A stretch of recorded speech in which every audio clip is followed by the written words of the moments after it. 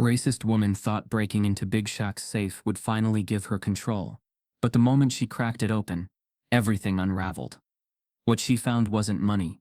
It was proof, buried truth, and the power to bring down giants. One reckless act turned quiet streets into a battleground, and what happened next shook the whole town. Before we deep dive into this interesting story, subscribe to our channel, and tell us where are you watching from. Share in the comments below. Eleanor Hargrove moved like a shadow against the backdrop of Big Shaq's sprawling estate. The afternoon sun scattered golden flecks across the marble terrace, but she kept to the periphery, where the hedges grew thick and unkempt. Her platinum hair, usually her badge of high society pride, was tucked beneath a wide-brimmed hat. She glanced around. The cameras. She could almost feel their unblinking gaze sweeping over the grounds. But she also knew their blind spots. Years of practice, subtle observation, and the art of blending into her surroundings had prepared her for this moment.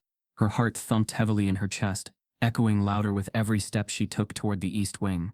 No one in the neighborhood suspected a thing. Eleanor Hargrove, the perfect hostess, the life of the summer block parties, the woman whose laughter filled the air like perfume, wasn't supposed to be a thief. She wasn't here for the obvious things. Not jewelry, not cash, something much more dangerous than glittering stones or stacks of bills. Her breath caught as she reached the rear entrance. Hidden behind a lattice of climbing roses, a memory flashed. Shaq's booming laugh during last month's barbecue. The way he'd bragged about his fortress of secrets while topping off everyone's drinks. They all thought it was a joke. Eleanor had laughed along, feigning disinterest. But she knew better. Sliding a small, worn card from her pocket, she slipped it into the keypad. The beep was muffled under the hum of cicadas. For a breathless moment, she thought it wouldn't work. Then the door clicked softly. Inside, the cool air of the east wing wrapped around her, carrying the scent of polished wood and the faint tang of expensive cologne. Eleanor's pulse quickened. She moved with careful precision, her footsteps silent on the marble floor. The corridor stretched before her, lined with photographs of Big Shaq with celebrities, politicians, and business tycoons. Her gaze brushed over them, noting the forced smiles and glittering eyes. Everyone wanted to be seen with Shaq, but Eleanor had seen the cracks beneath the surface.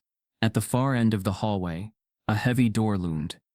Behind it was the private study, where the safe, the real prize, was hidden. She hesitated, hand poised on the knob. Doubt prickled at her. This wasn't just about her anymore. The safe held evidence, proof that could shift the balance of power in the neighborhood, secrets that could silence the whispers, the threats, the quiet insinuations that had started creeping into her life since last autumn. With a quiet breath, she turned the handle and stepped inside. The study was dim, the curtains drawn, but the scent of leather and old paper filled her senses. On the far wall, behind an imposing mahogany desk, hung a large painting of a hunting scene. Eleanor crossed the room, her gloved fingers tracing the edge of the frame. She found the latch, hidden behind the gilded corner, and gave it a gentle twist. The painting swung open on silent hinges, revealing the steel face of the safe. Her hands trembled as she keyed in the code. She remembered it from Shaq's drunken boasts. 6 digits tied to an old football game, the numbers he never thought anyone would guess. The lock gave way with a soft click. Eleanor exhaled, a quiet shudder running through her. Inside, folders were stacked neatly, each one labeled with dates, names, and cryptic symbols. She recognized some names immediately. People she'd seen at parties, fundraisers, gala dinners, people who wouldn't want their names associated with whatever was hidden here. Her fingers hovered over the topmost file labeled with her own family name, Hargrove. A faint sound echoed in the hallway. Her breath caught. She froze, listening. Footsteps, heavy, deliberate, not Shaq. He was supposed to be away. These steps were lighter, faster. Panic clawed at her throat. She had minutes, maybe seconds. Eleanor snatched the Hargrove file and tucked it into her bag. She glanced back at the safe. Closing it might buy her time, but leaving it open could stall her pursuer, make them think she was still inside. She hesitated, then swung the painting back into place and slipped toward the window, barely parting the curtains. Outside, the garden was still and quiet. But inside, the footsteps grew louder. Eleanor darted behind the curtain, holding her breath. A figure appeared in the doorway. A man, tall and wiry, with a sharp suit and eyes that scanned the room like a predator. He wasn't one of Shaq's usual staff. His movements were too precise, too calculating. Eleanor's pulse hammered in her ears. She couldn't risk staying hidden. As the man stepped further into the room, she edged toward the window, praying the latch wasn't rusted shut. It gave with a soft creak, and she slipped out onto the narrow balcony. The drop wasn't far, just enough to twist an ankle, if she wasn't careful. She lowered herself down, landing softly on the flower bed below. Dirt clung to her palms as she crouched low, listening. Inside, she heard the man curse softly, a scrape of papers being rifled through. She didn't wait. She crept along the garden wall, her heart thundering, until she reached the side gate. The latch was stiff, but she forced it open with a quiet shove. Outside, the street was empty, save for the slow hum of a distant lawnmower. Eleanor forced her breathing to steady, adjusting her hat as she walked briskly away from the estate. Her legs trembled with the effort of keeping her pace calm, measured. She didn't dare look back until she turned the corner onto her own street.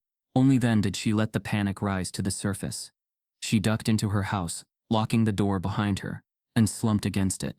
The folder in her bag felt heavy, as though it carried the weight of all the lies and dangers she'd tried to outrun. As she flipped it open, her eyes scanned the first page, and her blood ran cold. It wasn't just about her family. It was bigger. Names, dates, transactions, photographs, secrets that could topple more than just reputations. She'd stepped into a deeper game than she'd realized. And now, someone else knew she was playing. The neighborhood always hummed with idle chatter, but today the air was thick with tension, whispers sliding through the streets like smoke. Glances were exchanged in the supermarket aisles, at the cafe counters, across manicured lawns. The chatter wasn't idle this time. Something had shifted. The rumors of a break-in at Big Shaq's estate were too precise, the timing too suspicious, and the players involved too influential to dismiss as mere gossip. But the real storm was brewing behind the closed doors of a sleek, modern office, a few blocks away. Inside the council member's office, the air was still and stifling, though the glass walls reflected the sunshine outside. The heavy scent of leather and polished oak filled the space as men and women, dressed in tailored suits, leaned closer around a long table. Their voices were low, careful, punctuated by measured glances, and the rustle of confidential papers. At the head of the table, Councilman Brian O'Neill tapped a pen against his palm, the steady rhythm a stark contrast to the unease tightening around the room. Brian's gaze swept the faces gathered before him. Colleagues, advisors, and a few select outsiders who didn't belong but had bought their way into the circle. His voice was calm when he finally spoke, but the edges were hard with restrained urgency. "We have a problem," he said, the pen falling silent against his hand. "And it's not just the break-in. There's more at play here." A woman in a pale gray suit leaned forward. Her voice was smooth, almost too casual. "Eleanor Hargrove," she murmured, as though testing the weight of the name on her tongue. She was seen near the estate. The room shifted. Papers rustled. Brian's lips pressed into a thin line. "Eleanor's not a threat on her own. She's impulsive, reckless maybe. But she's being used. Someone bigger is pulling the strings." A man at the far end of the table, a quiet figure with sharp eyes and a discreet air, cleared his throat softly. "We've traced unusual financial movements connected to the Hargrove family accounts. Small at first, but in the last 6 months they've escalated. Quiet transfers, holdings shifting into discreet trusts. It suggests preparation for something bigger." Brian's jaw tightened. This isn't about simple theft or scandal. Someone's positioning themselves to destabilize us. They're using Eleanor as a pawn. If we don't contain this now, we risk exposure, not just to the press, but to entities that won't hesitate to capitalize on our vulnerability. Outside the council office, back at Big Shaq's estate, Carter Hensley sat at his desk, his eyes narrowing at the flickering security logs. The files stretched back days, but certain patterns stood out. Logins during odd hours, backdoor access codes used in quick succession, irregular signal drops from the East Wing cameras. He tapped the screen, tracing the digital footprints like a bloodhound scenting a trail. His gut twisted. Something wasn't right. He leaned back in his chair, fingers steepled under his chin, replaying the last few days in his mind. Eleanor's name surfaced unbidden, her face flashing before him at the last garden party, smiling, composed, perhaps too composed. She'd laughed easily at Shaq's stories, charmed the guests with effortless grace, but Carter wasn't easily fooled. He'd always sensed an undercurrent of something darker beneath her polished exterior. Now, as he examined the logs, he saw the outline of a plan too careful to be hers alone. Carter picked up his phone, hesitating before dialing. Who could he trust? The usual channels felt compromised, tainted by the very whispers he was trying to navigate. Instead, he pulled up a private contact list, scrolling until he found a name, Nadia Laurent. She was a specialist, a quiet investigator known for her discretion and her ability to make inconvenient questions disappear. "Nadia, it's Carter," he said when she answered, his voice low. "I think we've got a situation." The break-in wasn't random. It was deliberate. Someone's feeding Eleanor Hargrove a script, and she's not acting alone. "I need you to look into her connections, her finances, and the files she might have taken." Nadia's voice was smooth and even. "I'll handle it. But be careful, Carter. If she's a pawn, the person behind her is playing a long game, and they're counting on us to underestimate her." Carter's lips thinned. "I'm not underestimating anyone," he said quietly. "I just want to know who we're really dealing with."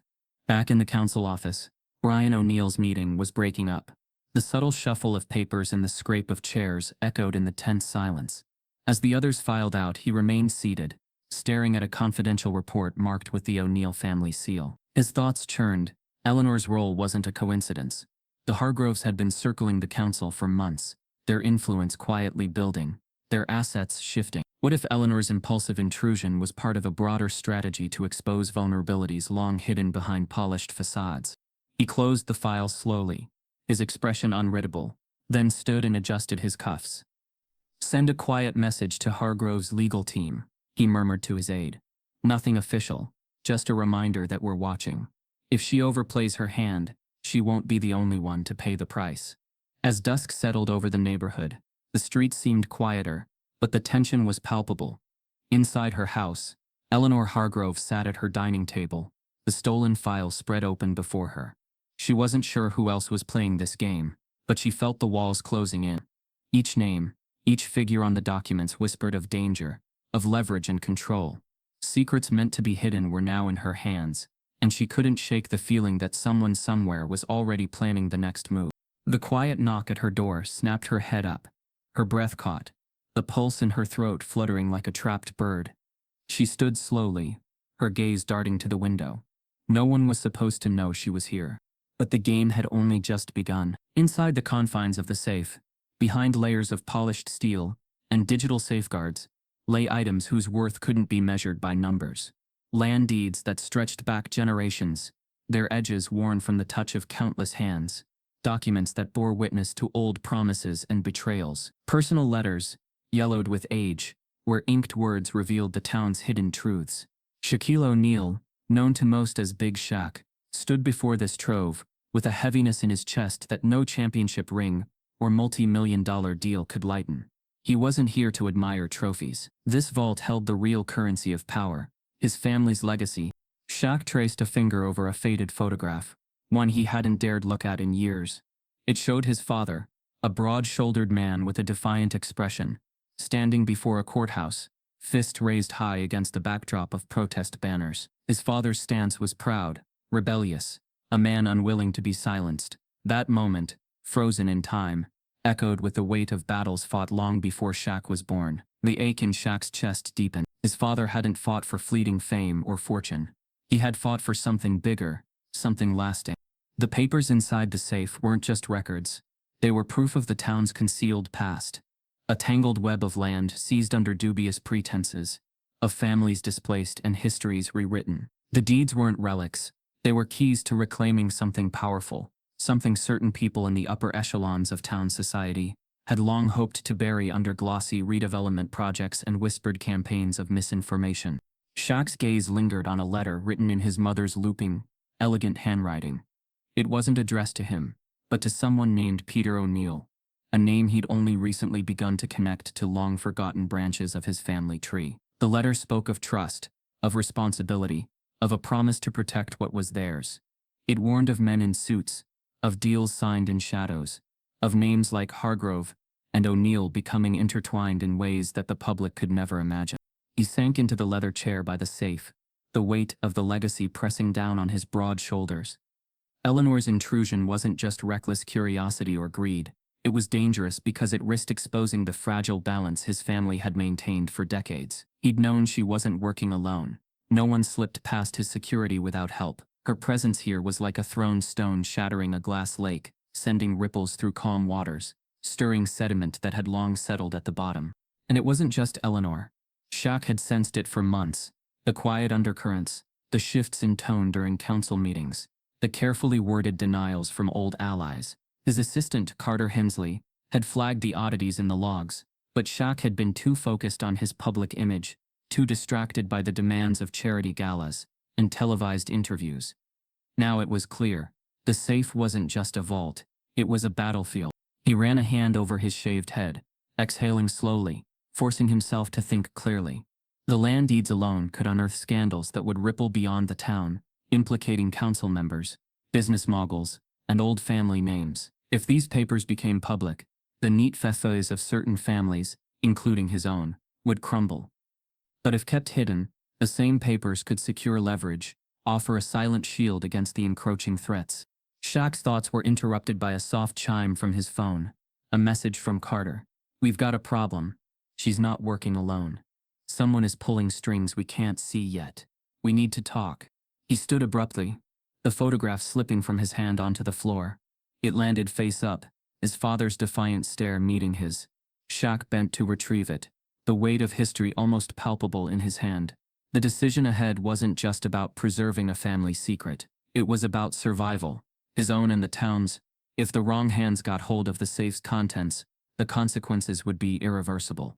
He closed the safe, hearing the lock seal with a soft finality. He wasn't ready to destroy the evidence. Not yet. It was a dangerous weapon, yes, but also a lifeline.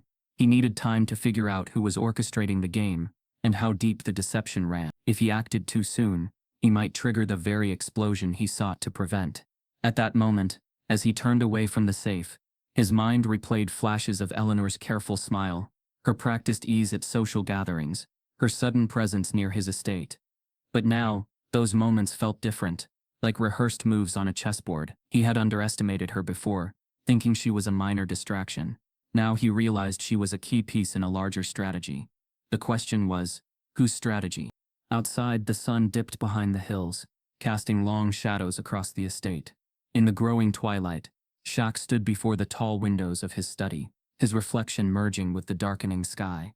The past was colliding with the present, and the cracks were widening. He could almost hear the whispers carried on the wind, names spoken in hushed tones, old promises surfacing from beneath layers of polished stone and public lies. He knew one thing for certain. He couldn't face this alone. He needed Carter, needed to reconnect with those who still held loyalty beyond public image. There were allies to be found, even in the murky depths of political gamesmanship and social maneuvering. But first he had to secure what mattered most, the truth. As the first stars appeared overhead, Shaq turned away from the window, his phone already in his hand. His voice was low but steady as he called Carter. "Meet me tonight, discreetly. We have to talk. It's time we stop playing defense and start understanding the real game." And with that, the pieces began to shift once more. The game deepening, the stakes higher than ever. The legacy wasn't just a past to be preserved. It was a future waiting to be claimed. Lucille O'Neill hadn't climbed the attic stairs in over a decade. The wood groaned under her careful steps, and the air thickened with every rung, heavy with dust and forgotten seasons. Sunlight filtered through the narrow attic window in slanted beams, catching motes that swirled like old memories. She hadn't planned to come up here. It had been a restless instinct, a tug she couldn't explain, as if something had been calling her. She moved slowly, her hand trailing across the canvas-draped furniture and boxes marked in faded ink. The attic, once full of life and storage from years of holidays and milestones, now sat like a frozen pocket in time. Then she saw it, an old wooden box pushed into the corner, half concealed beneath a rolled carpet. A small brass plate on its lid simply read O'Neill. Lucille hesitated. She recognized it immediately. It was her late husband's. She had packed it away after his funeral and never opened it since. Her fingers, now older, thinner, touched the latch, and it gave with a reluctant click. The lid opened slowly, releasing a faint scent of cedar and aged paper. Inside lay a bundle of letters bound by a brittle leather strap, the top one addressed to her in her husband's unmistakable hand. The attic seemed to still. Even the creaking of the beams quieted as she sank down beside the box, heart beating with a strange, sinking rhythm. The first letter began plainly, but the weight behind the words was anything but ordinary. Lou, if you're reading this, it means things are moving faster than I hoped. The land isn't just land. It's a record. They want to wipe it clean, to bury what we fought for. Some of those names we used to trust, they've turned. Be careful. She read slowly, methodically, letter after letter, each one unfolding a trail of clues, patterns, and warnings written over years. Her husband had never spoken of these things aloud, not in the quiet of their home or during family dinners, but in these letters he had laid out a map of quiet resistance, his suspicion of certain redevelopment projects, his hidden meetings with legal allies, his tracking of shifting ownership tied to shell companies and familiar last names. And then, the names began to appear. Hargrove, O'Neill, Laurent. Lucille's breath caught. She recognized all of them. Some were on the town council. Some were listed as donors on recent political campaigns. Some she had invited to family weddings. And one, Eleanor Hargrove, had just made herself known again in the worst possible way. Lucille's hands trembled as she opened another envelope. Inside was a photo, grainy, clearly old, but unmistakable. It showed a much younger version of Eleanor's father, Marcus Hargrove, shaking hands with someone Lucille remembered vividly. A land developer who had been at the center of a quiet but brutal campaign to relocate black families from the outer ring of the town decades ago. It had all been buried under zoning language and newspaper distractions, but here it was, captured in a single frame, alliance born of erasure. She understood now. Eleanor wasn't after petty leverage or even personal revenge. She was part of a longer legacy, another heir to secrets, determined to finish what her father had started. And that made her far more dangerous. Lucille looked around the attic and felt the dust settle like the weight of knowledge. These weren't just papers. They were armor and evidence. Somewhere below, in the quiet hum of the house, her phone buzzed. She didn't move. Her mind was racing. What had once seemed like coincidence now felt deliberate. Shaq's unrest, the break-in, the whispers around the neighborhood. They were all converging. Lucille rose slowly, letters pressed tightly against her chest. She closed the box carefully, but didn't return it to the shadows. She carried it downstairs, each step deliberate. In the dining room, she spread the papers across the long table, sorting them by year, by subject, by weight.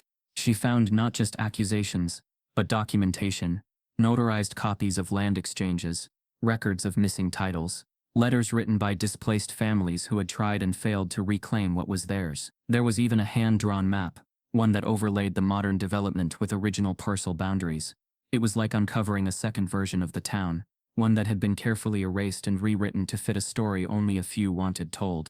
Lucille picked up her phone and called Carter. When he answered, she didn't waste time.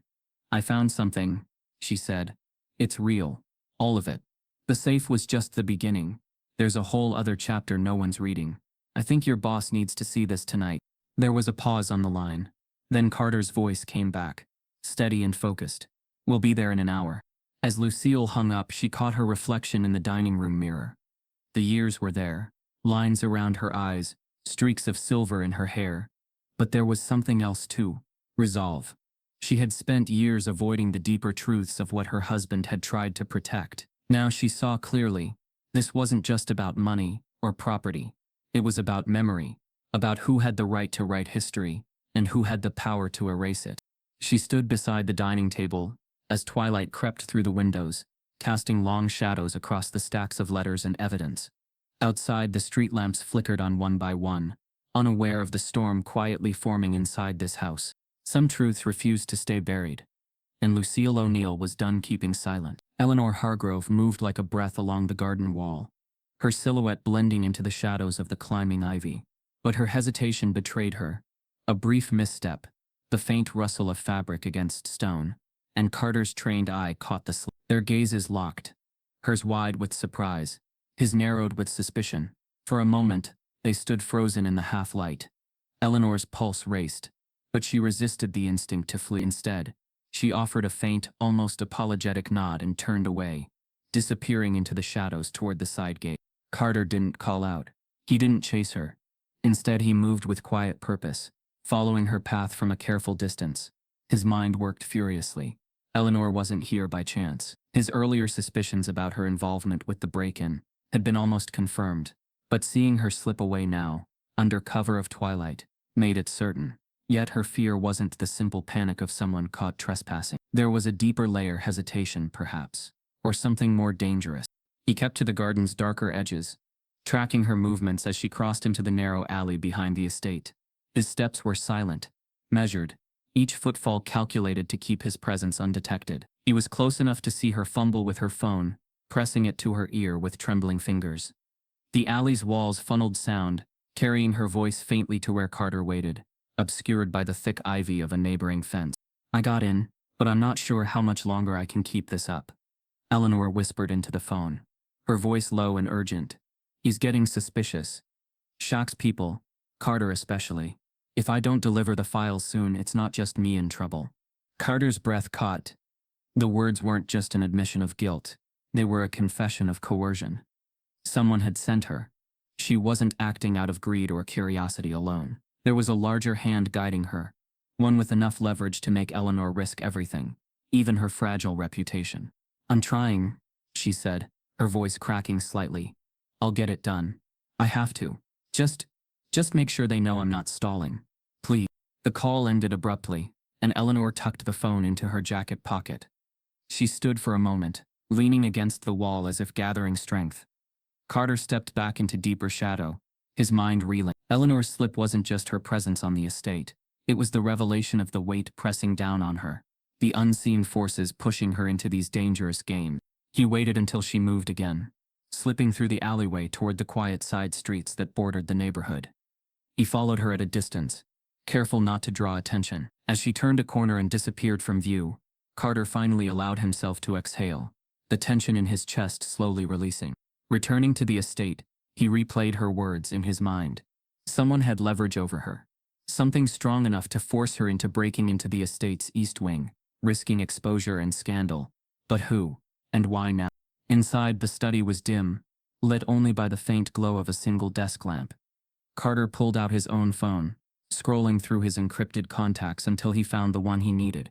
He hesitated, thumb hovering over the call button, then pressed it. "Nadia, it's me," he said when she answered. "Forget what I asked earlier. There's a bigger picture here. Eleanor's not just a player.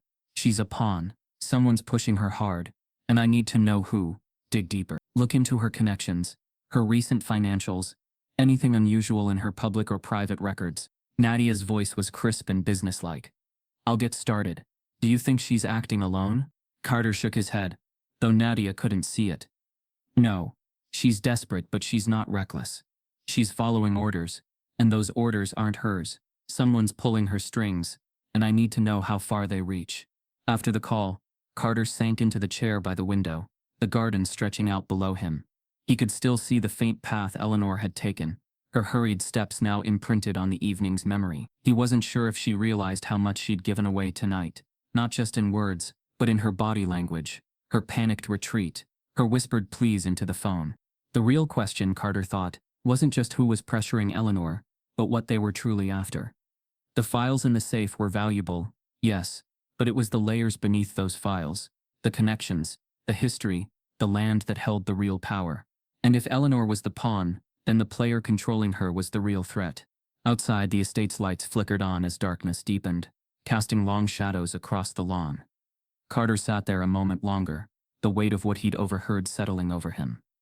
He knew he couldn't confront Eleanor directly.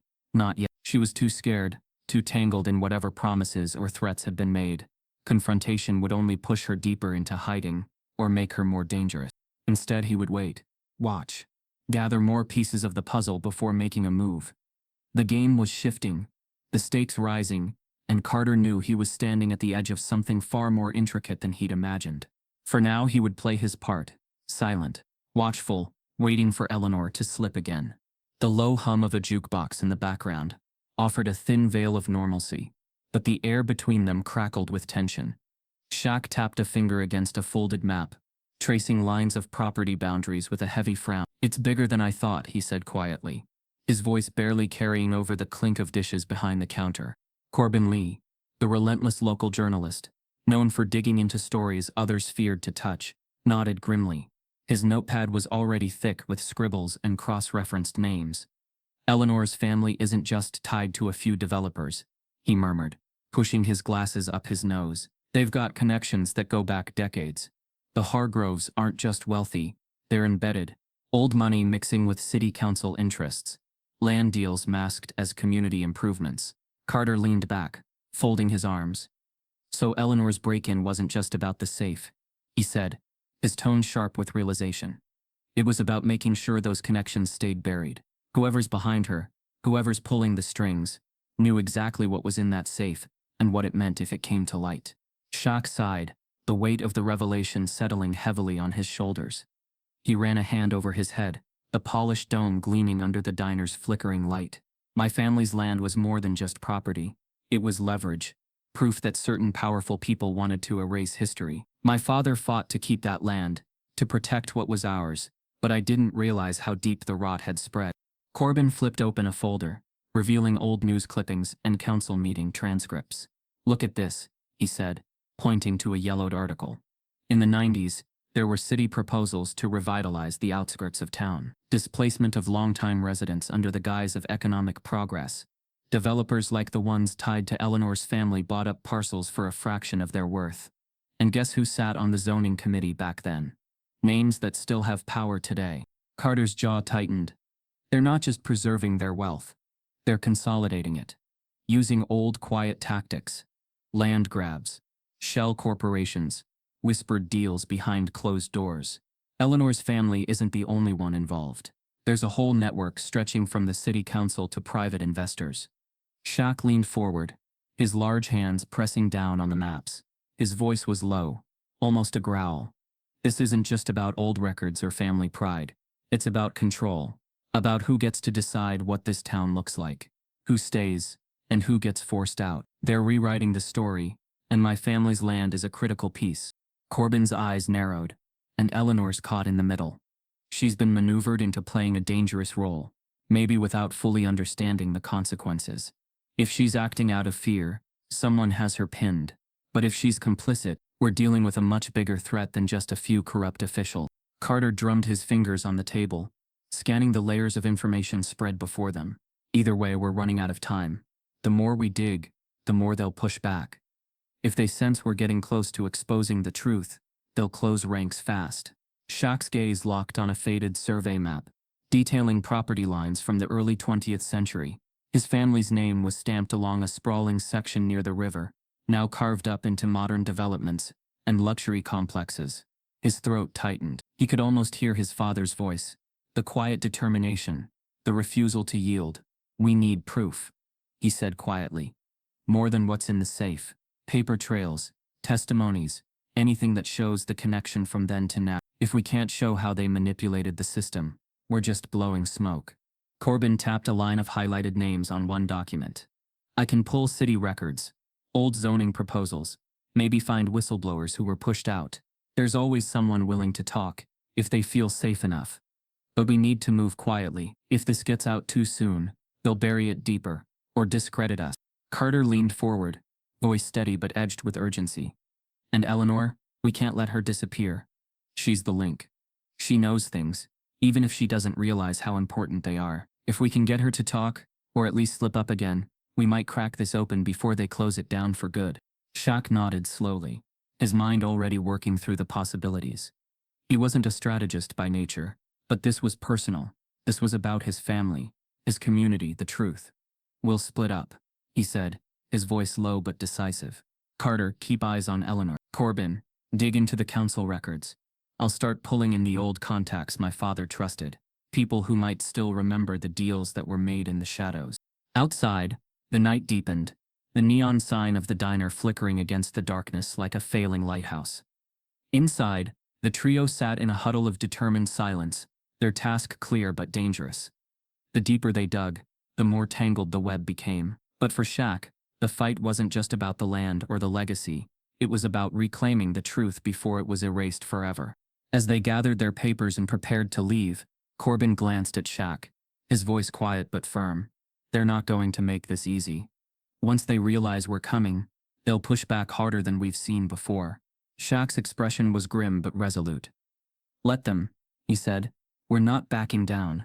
With that, the three men slipped out into the cool night, their shared resolve heavy in the air. The threads of corruption were unraveling, and they were ready to follow them, no matter where they led. The house, so familiar yet imposing in the moonlight, loomed ahead. Eleanor moved swiftly toward the east wing, her movements precise but laced with tension. She wasn't sure how long she could keep up the pretense, the game of whispered instructions and clandestine messages. Her phone buzzed silently against her side, but she ignored it. Focus was her only ally now. Inside the estate, Mara O'Neill sat before a bank of monitors in the study, her fingers flying across the keyboard. The glow from the screens painted her face with an eerie light, her expression sharp and calculating. She tracked Eleanor's every move, her path illuminated in real time by infrared cameras. Shaq had reluctantly approved for the family's safety. She's coming up on the east wing, Mira murmured, her voice steady despite the tightness in her chest. Carter, standing behind her, nodded grimly, his jaw set. Corbin Lee, crouched near the window with a notepad and recorder, exchanged a tense glance with Carter. Now we see who's really pulling the strings, Corbin whispered. Eleanor reached the door of the study. Her hand hovered over the keypad, hesitating. The numbers she'd memorized spun through her mind, but for the first time doubt seeped in. This wasn't supposed to feel so exposed. She glanced around, her pulse quickening. The estate was too quiet, the usual soft hum of appliances, and distant footsteps absent. She tapped the code into the keypad. It clicked open too easily, almost inviting her in. Eleanor's breath hitched and she pushed the door wide. The room was bathed in shadow, but her eyes darted immediately to the painting concealing the safe. She stepped forward, hands trembling as she reached to open it. Looking for something? Shaq's voice was calm, smooth as silk, but it cut through the room like a blade. Eleanor froze, her hand hovering midair. She turned slowly, her throat dry, and found him standing just inside the doorway. His tall frame filled the space, but there was no anger in his expression, only a quiet, disarming certainty that sent a chill down her spine. You've been busy tonight, Eleanor, he continued, his voice measured, almost conversational. Care to tell me what's so important you had to come back under moonlight? Eleanor's mouth opened, but no words came. Miura appeared beside her father, arms crossed, her gaze sharp. You thought you could outsmart us? She asked, her voice steady, though her hands trembled faintly. Carter and Corbin stepped from the shadows, their presence suddenly making the room feel smaller, more suffocating. Eleanor's eyes darted between them, searching for an escape, but the realization dawned. This wasn't a physical trap, it was a psychological one. We know you're not working alone, Carter said, his voice low and even. We know you've been pressured, fed just enough information to make you think you could control the outcome. But you were wrong, Eleanor. They used you. They set you up to fail. Corbin opened his notepad, his tone almost pitying. Your father's deals, Eleanor. The ones you thought were ancient history. They're not dead. They're buried just deep enough that only someone like you could dig them up. And someone was counting on you to do exactly that. Eleanor's face blanched. She stepped back, bumping against the edge of the desk. I didn't think it was this deep, she stammered, her voice cracking. Shaq took a step forward, his voice low but firm. You thought you were after a few documents, something to leverage. But you're standing on the edge of a bigger game. Eleanor, a game that's been playing out long before you ever decided to sneak into this house. Mira's voice was sharper now, cutting through the haze of tension. You've been used, and now we're giving you a chance to tell the truth, before they decide you're no longer useful. Eleanor's hands trembled as she sank into the chair nearest the window. The moonlight caught her face, pale and strained. I didn't know they were going to push this far, she whispered. I just thought, if I did this, it would be over. They promised it would be over. Shaq exchanged a glance with Carter and Corbin, the silent agreement between them clear. This wasn't about punishing Eleanor. It was about pulling her out of the spiral before the players behind her tightened their grip. Carter leaned forward, voice low and deliberate. Who's giving you orders, Eleanor? Who's pulling the strings? We can help you, but only if you help us first. She shook her head, her hair falling loose around her face. I can't. They'll ruin me. They'll ruin everything. You don't know what they're capable of. Corbin's tone softened, almost coaxing. We know more than you think, but you have to decide, stay in their pocket, or step out of the game. This is your moment. The room fell silent, the weight of their words pressing down like the night itself. Outside, the wind stirred the ivy against the window. A soft rustle in the quiet. Eleanor's breath was ragged as she glanced from face to face, seeing not judgment but resolve, a clarity she hadn't allowed herself to consider until now. I'll talk, she whispered at last, her voice barely audible. But not here, not tonight. Somewhere safe. Somewhere they can't reach me. Shaq nodded slowly, stepping back to give her space. We can arrange that, he said quietly. But understand, Eleanor, this is bigger than any one of us. The only way to end it is to bring it all into the light. Eleanor met his gaze, a flicker of determination replacing her earlier fear. I'll do it, she said, her voice steadier now. I'll tell you everything I know. As Mira shut down the surveillance feeds and Corbin gathered the scattered papers, Carter moved to the door. Shaq lingered a moment longer, his eyes on Eleanor. You've made the right choice, he said quietly. But we'll have to move fast. They won't wait. Outside, the moonlight spilled across the lawn. As the group filed out of the study, their shadows merging with the night. The game had shifted, and the players were finally stepping into the open. The midnight play was over, but the real story was just beginning. Shaq watched it unfold with a grim, patient intensity. He wasn't a player by their rules, but with Carter's findings, Corbin's evidence, and the letters Lucille had unearthed from the attic, he held more leverage than they'd anticipated. He wasn't just a famous name standing in defiance. He was the living, breathing proof of a history they'd tried to erase. The safe had given him documents, the deeds, letters, contracts, but it was the combination of those papers with Lucille's attic trove that painted the complete picture. Together they told a story not of progress, but of quiet displacement. Families pushed off their land with deals dressed as opportunity, promises of investment that masked schemes of control. Names like Hargrove, O'Neill, and Laurent wove through the papers, but they weren't the only one. Beneath the surface were layers of deals stretching decades, connecting city council members, developers, and so-called philanthropists who'd profited from each revitalization project. Corbin's reporting pieced it all together. His notes were sharp, filled with names and dates cross-referenced with official records, leaked memos, and anonymous tips. His preliminary story drafts weren't just articles, they were indictments. In a small rented conference room above an old hardware store, Shaq, Corbin, Carter, and Lucille gathered. The walls were bare, the single window covered with a cheap blind. Corbin spread out his files across a folding table, his tone low and focused. Once this goes public, they'll hit back hard. They'll question the sources, the authenticity of the documents, paint us as conspiracists or bitter players looking to stir trouble. Lucille nodded, her hands resting on a stack of her husband's letters. We need the community on our side. People who remember. People who were pushed out. If they speak up, it won't just be paper evidence. It'll be lived history. Carter paced the room, phone in hand, checking for updates from Nadia, who was digging deeper into the financial web the handlers had tried to hide. We need to move fast, he said. The longer we wait, the more time they have to clean house or discredit us. They've already started circulating rumors, trying to turn this into a personal vendetta between Shaq and the council. Shaq's gaze was steady, his voice calm. This isn't about me. It's about the families who lost everything. About a truth that's been buried too long. We're going to bring it into the light, no matter how hard they push back. As if on cue, Carter's phone buzzed. A message from Nadia. His eyes scanned it, his jaw tightening. They're spooked. Eleanor's handlers are cleaning records, transferring assets, erasing digital trails. But there's one name that keeps surfacing. Someone known only by initials.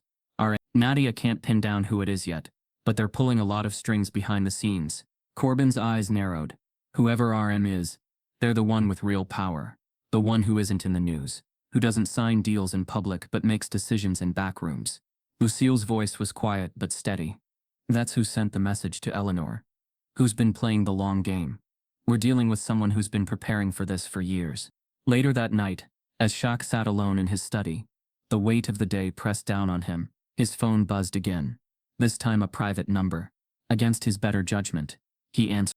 The voice on the other end was smooth, measured, laced with quiet menace. You're making a mistake, Mr. O'Neill, it said. You're poking into matters better left untouched. Let it go. Enjoy your life. Or lose everything. Shaq's hand tightened around the phone. He kept his voice steady, low. Who is this? The voice chuckled softly. Think of me as a friend who's giving you one last chance. Walk away from this story. Destroy the documents. Silence Corbin. And no one gets hurt. Not financially. Not professionally. Not personally. But if you keep pushing, well, let's just say you'll regret it. Shaq's heart pounded. But he controlled his breathing. His voice a quiet rumble. I don't scare easy. The line went dead. The silence that followed was heavy, thicker than the walls around him. He stared at the phone, the message clear. This wasn't just about exposing land deals or corruption. It was about disrupting a carefully maintained power structure, a structure built on whispers, backroom promises, and quiet threats that never made the news. The next morning, Shaq met with Carter and Corbin in a secluded cafe, their conversation low and urgent. They're panicking, Carter said. That call wasn't just a warning. It was a declaration. They're ready to burn bridges, cut ties, whatever it takes to keep this buried. Corbin's tone was determined. Then we hit them harder. We show the community, the media, the council, the entire town. We don't give them time to react. We release the evidence, the names, the dates, and we make sure everyone sees how deep it runs. Shaq nodded, the weight of resolve settling over him. He thought of his father's raised fist, Lucille's trembling hands, Eleanor's breaking point. The players in this game might be powerful, but the truth had its own gravity. He looked at Carter and Corbin, his voice steady. Let's finish what we started. Outside, the city stirred to life under a cloudless sky, unaware of the storm gathering just beneath its polished surface. The players had made their move, but Shaq was ready to play the next hand. The atmosphere in the rented conference room was taut with anticipation.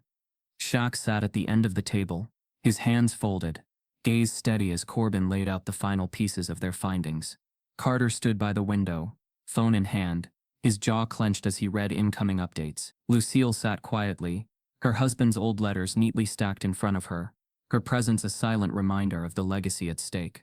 On the table between them, alongside the papers they had painstakingly gathered, sat a thick, battered ledger. It had been tucked at the back of the safe, concealed behind the more obvious documents. When Shaq had found it, he hadn't understood its significance at first. But as Corbin flipped through its pages, the truth emerged in stark, handwritten lines. A trail of payments, coded entries, and names that extended far beyond the neighborhood and the city council.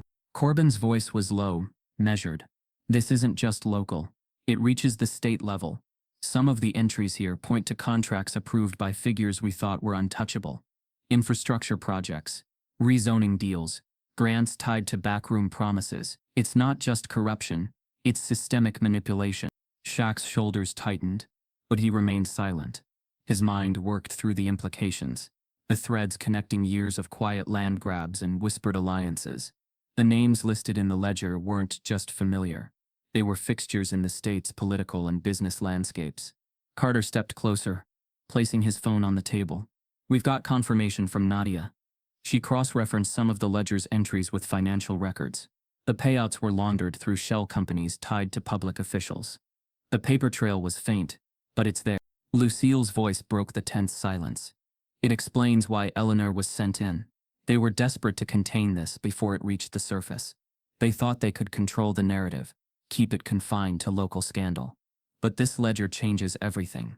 As the realization settled over the room, a quiet knock interrupted their thoughts. Carter answered cautiously, revealing Eleanor standing in the doorway, her expression a mix of exhaustion and determination. She stepped inside, glancing at each of them before speaking. I want to cut a deal, she said quietly. I'll testify. I'll give you the names and details. I'll confirm what's in that ledger. But I need protection. They're already threatening my family. If I go public, it'll destroy me. Corbin's pen hovered over his notepad. The truth's already unraveling. Eleanor, cutting a deal now won't stop the fallout, but it might help protect you and whoever else you're trying to shield. Eleanor's lips pressed together in a thin line. You don't understand. These people, they don't just ruin reputations. They erase people. Quietly. Completely. I thought I could manage it. Play both sides. But it's bigger than I imagined. Shaq's voice was calm but firm. You need to decide, Eleanor. Stand with the truth, or keep playing their game. If you keep dancing around this, you'll be their scapegoat. And when they're done with you, they'll leave you to take the fall alone. Her hands trembled as she sat down, her gaze darting to the ledger, then back to Shaq. I'll testify, she whispered, her voice barely audible. But I need your protection. For me, and for my family. Carter exchanged a glance with Corbin, who gave a slow nod. We'll do what we can. But once this goes public, it's out of our hands. The days that followed moved at a dizzying pace. Corbin's reporting hit the front pages, the headlines sharp and unflinching. State corruption scandal exposed. Land theft shell companies and secret payouts unearthed. Community leaders scrambled to issue statements. Public officials deflected questions with rehearsed denials, and legal teams descended like vultures onto City Hall. But the damage was done. The ledger's pages, scanned and circulated through digital channels, painted a damning picture too complete to dismiss. Eleanor's quiet testimony, combined with the documentation, shifted the narrative irreversibly. It wasn't just a story of one woman's desperate choices, or one family's legacy. It was a revelation of systemic rot that had twisted the fabric of their community for decades. The public outcry grew louder with each passing day. Yet victory came at a cost. Shaq's family, once pillars of the neighborhood, found themselves the target of whispered accusations and veiled threats. Longtime friends turned distant, invitations were rescinded, and business partnerships dissolved under the weight of uncomfortable truths. The same community that had celebrated their name now treated them with wary caution, as though proximity to the truth might taint them. Lucille felt the shift acutely. Her quiet resolve was met with cool politeness at the grocery store, guarded conversations at church, but she stood her ground, knowing that silence had never served her family well. Carter too bore the brunt of the backlash, fielding calls laced with thinly veiled threats, his movements tracked by those who preferred secrets to surface. And Shaq, though he maintained his composure in public, felt the weight of it pressing against him. The calls from sponsors, the cautious tone from colleagues, the sudden coldness from once friendly voices. It was the price of speaking truth to power, but it was a price he was willing to pay. One evening, as twilight painted the sky in shades of rose and gold, Shaq stood on the porch of his family home, Lucille beside him. The air was still, heavy with the scent of magnolia and distant rain. They think this will break us, he said quietly, his gaze fixed on the horizon. They think we'll regret bringing this into the open. Lucille's hand found his, her grip steady. They've underestimated us before, she murmured. They'll do it again. In the distance, the sound of approaching footsteps on the gravel path signaled Carter and Corbin's arrival. Together, the four of them gathered, the weight of the past and the uncertain future pressing around them like the thick summer air. But in their shared silence was an unspoken understanding. This was no longer just a fight for their family. It was a fight for the truth, for the right to exist without fear, for a community to finally reckon with the shadows that had loomed for too long. The twist had unraveled, but the real battle was just beginning. In the quiet stillness, Shaquille O'Neal stood on the front steps of his family home, his tall frame silhouetted against the awakening sky. The air was cool and carried the faint scent of magnolia blossoms, the peace of morning at odds with the tumult of recent days. He wasn't here to deliver a triumphant speech, or bask in a moment of victory. No cameras were poised, no reporters scribbling notes. The truth had already been spoken, loud enough for anyone willing to hear. Behind him, the door creaked as Lucille stepped onto the porch, her hand brushing against the wooden railing. Carter and Corbin lingered near the gate, their eyes scanning the neighborhood where windows now cracked open to let in the morning breeze, where curtains fluttered and unseen faces watched. The community, once complicit in silence, now hummed with whispered apologies and cautious promises, as if realizing too late that their quiet compliance had allowed shadows to deepen. The O'Neal family safe, now empty, sat in the study inside. Its heavy steel door stood ajar, revealing a hollow space once filled with secrets. Those papers, deeds, letters, the ledger, were now scattered across legal offices, press rooms, and community centers. The truth, long hidden beneath layers of respectability and power plays, had come to light. It was no longer just the O'Neal's burden to bear. Shaq's gaze moved over the quiet streets, his expression unreadable. His broad shoulders carried not just the weight of his family's name, but the silent stories of those who had been displaced, deceived, and forgotten. The fight wasn't over. He knew that the public reckoning was only beginning, and those in power weren't going to relinquish control without resistance. But for this moment, in the soft dawn light, there was a kind of clarity. Lucille stepped closer, her voice low but steady. "You didn't have to stand here this morning, Shaq," she said. "You've already done more than anyone expected." He glanced at her, a faint smile tugging at the corner of his mouth. "It's not about expectations, Mama," he said quietly. "It's about making sure The story doesn't get buried again. About showing them we're still here, watching." Carter approached, his phone tucked away. The usual tension in his shoulders softened just slightly. "The press will be here later today," he said. "They'll want statements, reactions, maybe interviews. But it's up to you how public you want this to get." Corbin's already prepping the follow-ups. Shaq nodded, his thoughts measured. "Let them come," he said. "Let them see the truth for themselves. But this isn't about turning it into a spectacle. It's about accountability. Quiet, steady accountability." Corbin, adjusting the strap of his messenger bag, added, "They'll dig for more dirt, try to shift the focus. But the story's out there now. It's harder for them to twist it back into silence." Lucille's eyes drifted to the far end of the property, where the tall hedges met the edge of the tree line. A flicker of movement caught her attention. A subtle shadow pulling back into the greenery, just out of sight.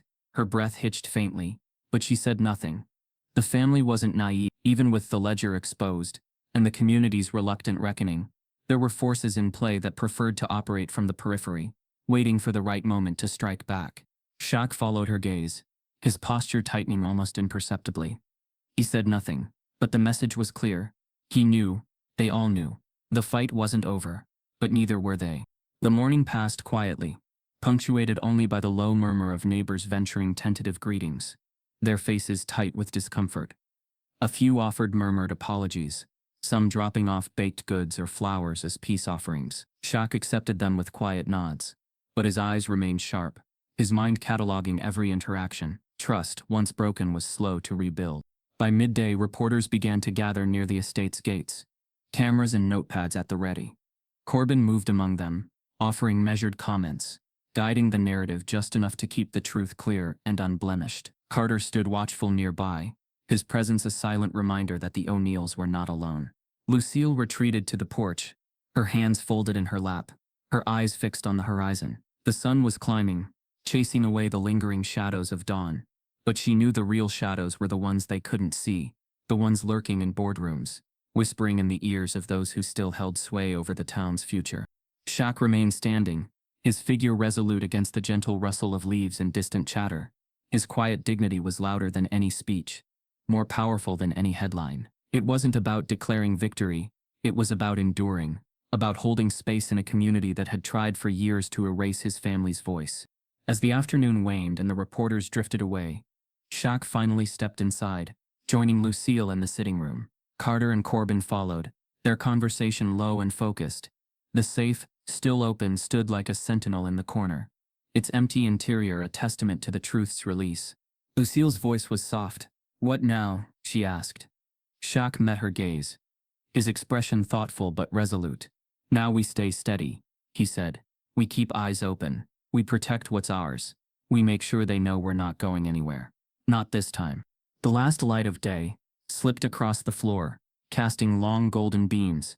Outside, the streets quieted once more, but the air remained charged with the awareness that, while the storm had passed, the skies were far from clear. A silent legacy had been forged, not one of flashy headlines or dramatic confrontations, but of resilience, of vigilance, of standing tall in the face of long-standing shadows.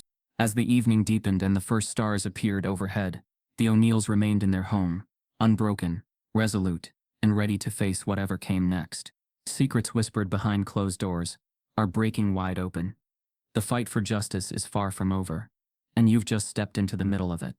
Watch as truth challenges power, and silence is shattered forever. Stay sharp. Stay curious.